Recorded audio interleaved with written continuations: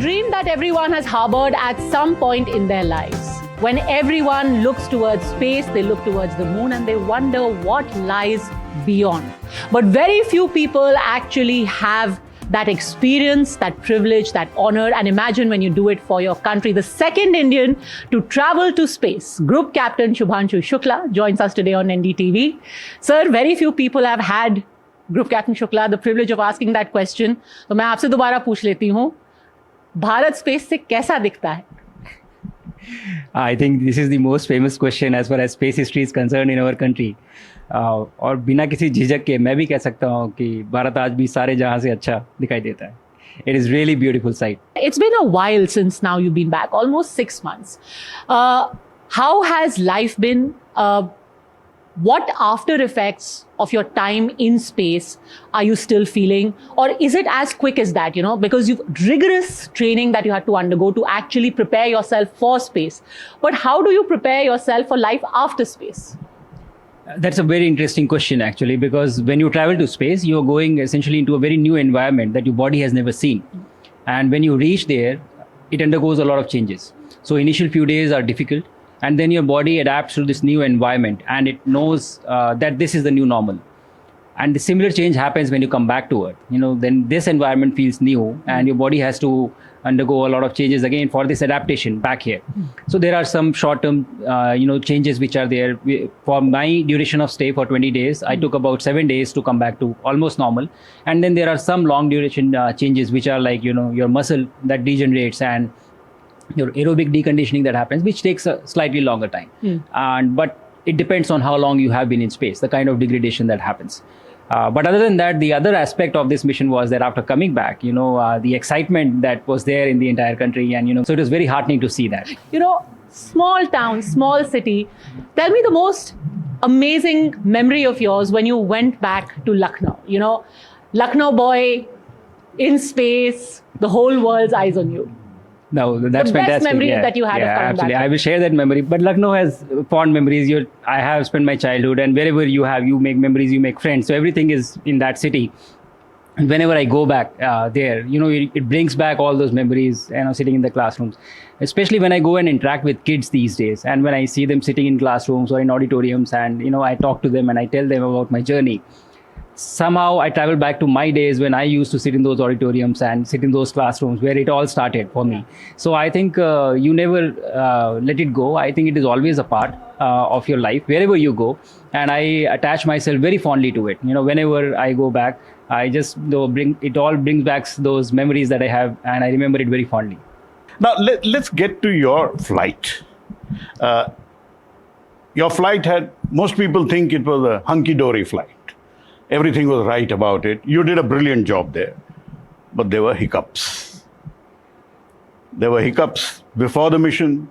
You had the longest quarantine of all astronauts. I think that will be a great thing for learning for Gaganyaan. Yes. And just before the mission, the wind data was not being loaded onto the rocket.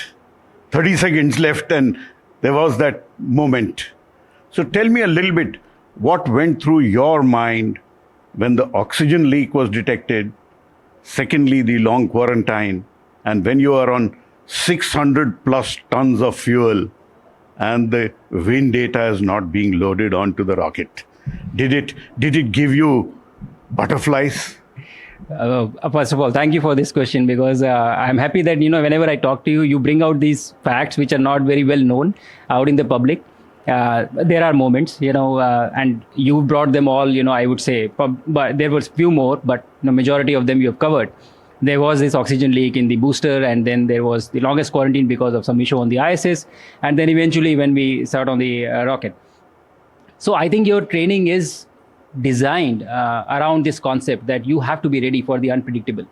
Majority of training, even in aviation or whether it is the astronaut training, almost 70 to 80% of the time, you are preparing for responding, when things go wrong. What will you do when something goes wrong? And only 20 to 30% time is devoted for the nominal operations. So I think somewhere in your mind, you are prepared that, yes, things will go wrong and you as a team have to respond to it and come out of it. And when I say team, it just doesn't mean the crew who's sitting in the capsule. It is the entire team, all the technicians, all the controllers, everybody who's involved in this mission, that entire team is there. And that kind of trust is required, when you, like you said, when you're sitting on top of about 600 tons of fuel and, putting your lives on top of the rocket at stake. I think that trust is required amongst everyone who's working there to be able to say, I'm confident enough to be doing this. So, But at any point, did you feel that I made a mistake?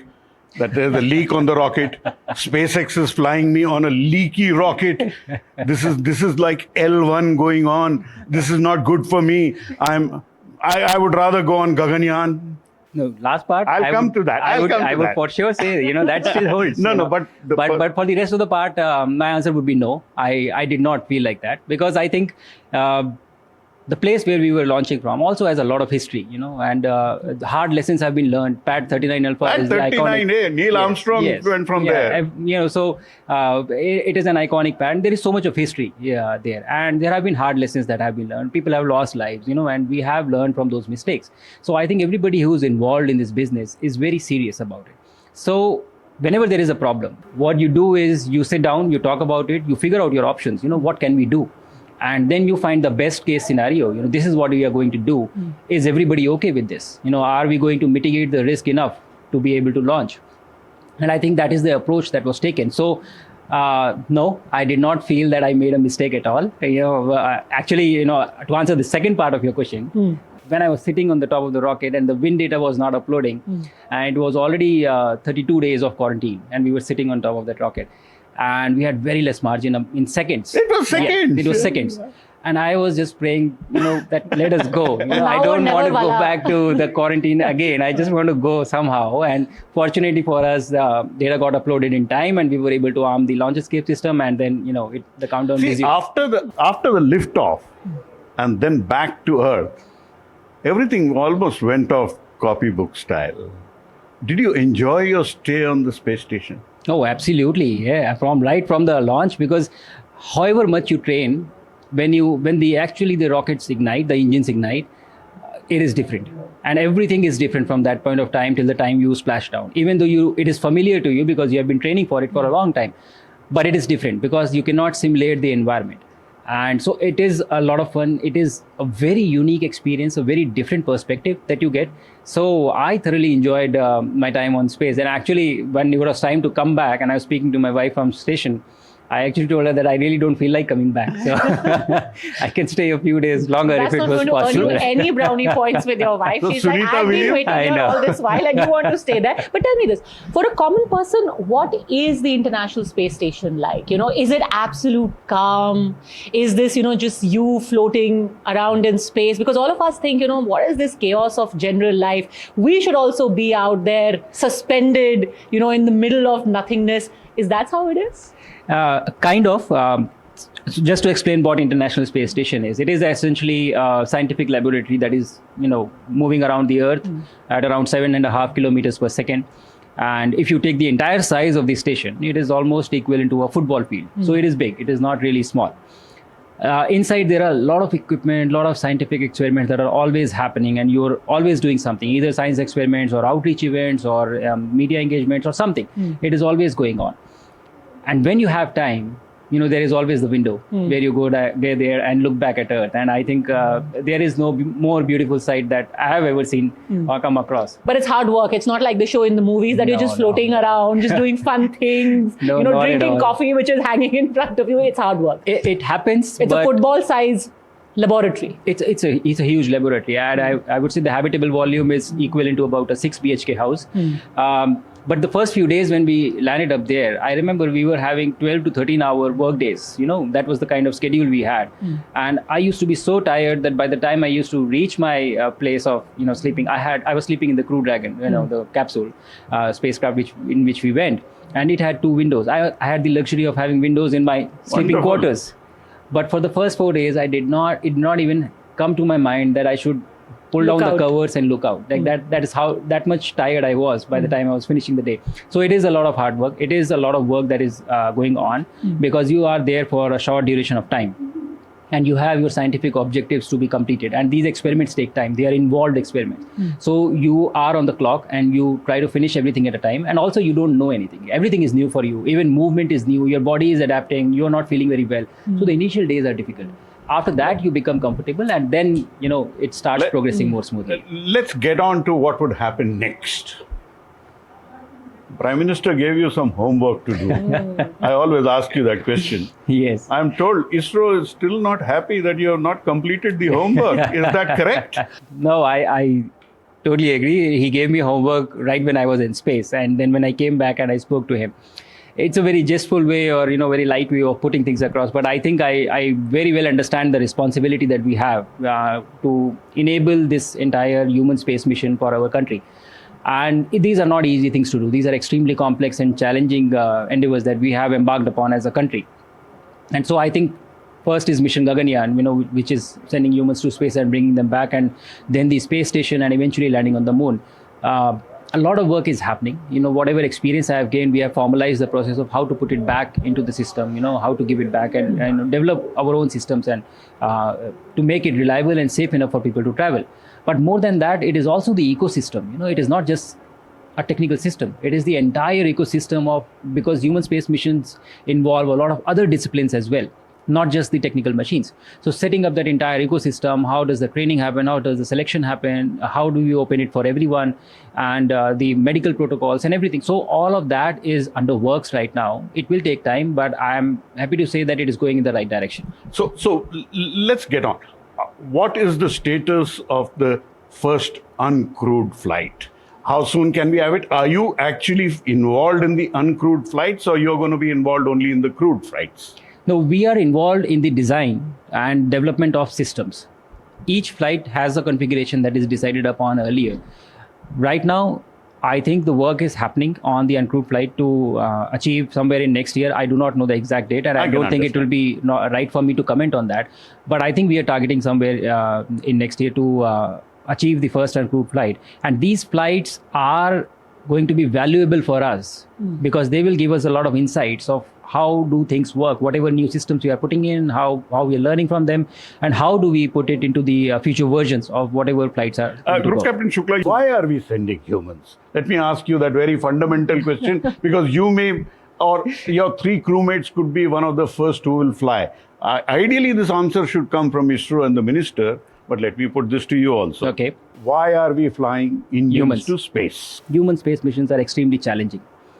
Whenever you pursue anything which is challenging or which is extremely complex, you end up solving problems that you do not even know exist beforehand. Like we don't know, we don't understand. I'm wearing these patches on my jacket that you see, and we use a lot of Velcros today. But Velcro is a gift of spaceflight to us. The duct tape that we use without even thinking is a gift of spaceflight. The battery operated power tools is a gift of International Space Station to us. That is the necessity. So when you do these complex things, you come up with unique solutions which are helpful for us here on Earth. That is one. And the second thing is, why do we do anything? Why do we do everything is working right now? Why do we try to improve things? Why do we go towards somewhere? Because it is progress. When you go forward in one direction, you just don't go alone. You take everybody along. And when you do something very daunting and audacious, even the tail enders, you lift them up, So I like to say, when you launch one person into space, you actually lift 1 million here on Earth. 1.4 billion actually.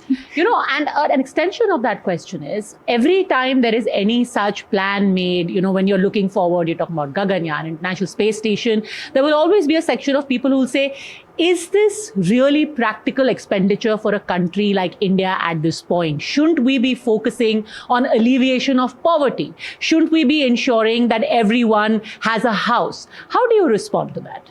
I think we have to look back, historically as well. Even before, let's go back and talk about 1962 when INCOSPAR was formed, or 1969 when formally ISRO was established. We were in a even worse state as a nation at that time in terms of the basic needs that you're talking about.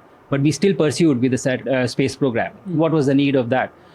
Because of that, today India is celebrated on a global stage of being able to do complex missions and everything. And you, me, and Pallavji are not the only ones who are proud about it. Every Indian is proud about it. We boast about it. We take pride in these things.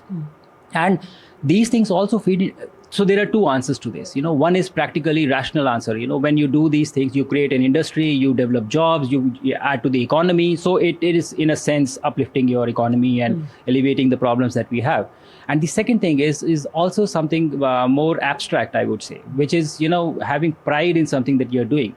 It gives confidence not just to the people who are doing it, but to every citizen of the country who is a part of this. People can a statement of proudly intent. Say, yes, it's a statement of intent that we are capable of this. We can do this today, and we will do this. Let me take it from Shooks and add. For every rupee spent on ISRO, the return has been 2 rupees and 51 paisa.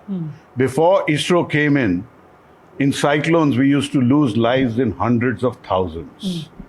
After the satellites came in, the number of lives lost are in double digits. Correct, but there'll always be cynics, right? Who'll say, "Abhi international space station क्यों? पहले भाई आप जो जमीन पर है, सबके लिए घर बना दीजिए." You brought up the International Space Station. We are setting up our own space station, the Bharatiya Antariksh Station. Yeah. How is work going on that? I think it is a great culture at ISRO, and a lot of work has already started. Meetings are going on to decide the configuration of what it is going to be like. What do we want to do when we want to send the space station? And all those discussions are underway, and there is a proper process that is followed. Discussions happen, configuration is decided, and then the realization of hardware starts. So all that is happening at the same time. And fortunately, we also have the experience now of being in the ISS. So we know, the intangibles that are not very visible outside. What are the challenges and what we should keep in mind when we are going forward with our own space station. So I think the work is going very well. So will it happen? 2028, first module, 2035. Now that is where your role comes in. Yes, you are the one who's flown there. But I think that we should not be very steadfast or very stickler about, putting it up there on a particular date. Rather, we should be asking ourselves, what are we putting up there? That is more important. If we are sending something now in 2028 or 2029, what is the objective? Are we achieving the objective? And are we making it safe and robust enough for anybody who's going to be there in the space station? So that is a more important question to be asked. And that, I feel, is my job, in a lot of ways to contribute to this. On an abstract note, before we let you go, do you reach within yourself when you're up in space in an uncertain environment? There are a lot of variables. Do you think that there is a spiritual core that you reach into when you were at the International Space Station? Yeah, I think it is inevitable because of the design of, what you are seeing there. Imagine this, we have never had that. I am a fighter pilot by background and profession. So I have taken to sky several times before, and I have had that perspective of being in air and, looking down at Earth, but we are talking about leaving the planet altogether and going out and looking at Earth from a vantage point, which is so rare, people have not seen. And when you look at Earth from the outside, the sheer size of the Earth, it just baffles you. It just, it is unreal. And then the thought comes, that you're looking at Earth. It is not even the biggest planet of your solar system. Your solar system is not the biggest solar system in your galaxy, and your galaxy is not the biggest galaxy in the cluster. And, on and on you can go. So if you just, sitting here also, if you just put your mind to that and think about it, what are the chances, that we are here sitting and talking like this and, walking on our 2 feet, thinking what we want to do, we want to go to space and achieving such complex feats. I think it is an incredible achievement by design. So it is but natural for anybody to feel, what's the rationale of all this? How is this possible? Why me? Why me? Why is this happening? So there is, I do feel that there is a larger scheme of things. I don't understand. Are you a spiritual person? Yeah, yes, I am. Are you a religious person? Yes. I don't understand the distinction a lot, but I think for me, spirituality is understanding that there are a lot of things that I don't know and I don't understand, but it still works. So there is something that is making it work, and it is happening. And you need to have trust and faith sometimes, in the larger scheme of things, and things do work out. Do you prefer flying as a fighter pilot or being an astronaut? Because an astronaut will get once in 5 years, once in 10 years. Whereas a fighter pilot gets more opportunity. You're already a group captain. Space, he'll say, I prefer flying than when he has to go to space. Yes, she answered on my behalf. So I prefer to be an astronaut when there is a flight. But in the intervening period, I prefer flying in the cockpit. That's for both worlds. And by the way, I've just finished my flying and come here. So I am getting to fly. So I'm happy about it. Any message for the younger generation? So I think I have a very clear message. I am extremely excited about where we are going as a country. Since we are talking about space, so if we restrict to space, I think the plan that we have or where we want to go, I think it is very bright and it is very exciting because you're doing something very unique and very new and very challenging. So my message to the youth would be to be involved, to be a part of this, and don't look at it as a bystander. You are required to make this happen. Your contribution is required. It is essential. So you have to own it. You have to understand that it is your responsibility, my responsibility, to make it happen, to send someone to moon and land there by 2040. So own it. And I can promise you it is extremely exciting and extremely fun to be a part of this. So come along and we will make this happen together. Finally, I want to ask you, I remember your parents when you were coming back, extremely emotional. Little bit of kabhi tinge of guilt you get, and I read somewhere that you don't even tell them all the details of the dangers involved. It's only your wife that you confide in. Ever you feel that little tinge of guilt that, I put them through this, and they were literally in tears when you were coming back? I think it is true to some extent, because not always it is the choice, that you get into something and you start doing it. And also it is required that the family support has to be there for you to be able to do this. Otherwise it is not possible for you to do it, So I would say that my parents, my wife, everybody has been exceptional and, in being my ecosystem for support. What's the first thing they told you when you came back? Your mom and dad. The first thing my mother told me was कि बेटा अब हो गया है, अब मत जाना. तो आपने क्या बोला उनको? मैंने कहा मम्मी अभी बहुत दूर है, बाद में बात करेंगे. And your father? My father was very happy. They are very proud and they are very happy, and I'm happy for that. I understand the worry that they have, and I understand the challenges that they face. Because of what I am doing, and I totally acknowledge it. But I think anything worthwhile that you want to do in life, you have to go through something. There is some sacrifice that is required, and it can be in this form, it can be in different forms. But you do have to go through some sacrifice. So I think that is what is required and essential. Auntie might have said कि बेटा अभी के लिए छोड़ दो, but sorry auntie, now he is Indian of the Year, India on his sleeve, India on his heart, and representing India in space. Congratulations again, Group Captain Shubhanshu Shukla, for having won the Indian of the Year, and thank you on behalf of all of India as well. Thank you very much. Thanks a lot. Thank for you so being much. here. Thank you for having me here. Thank you.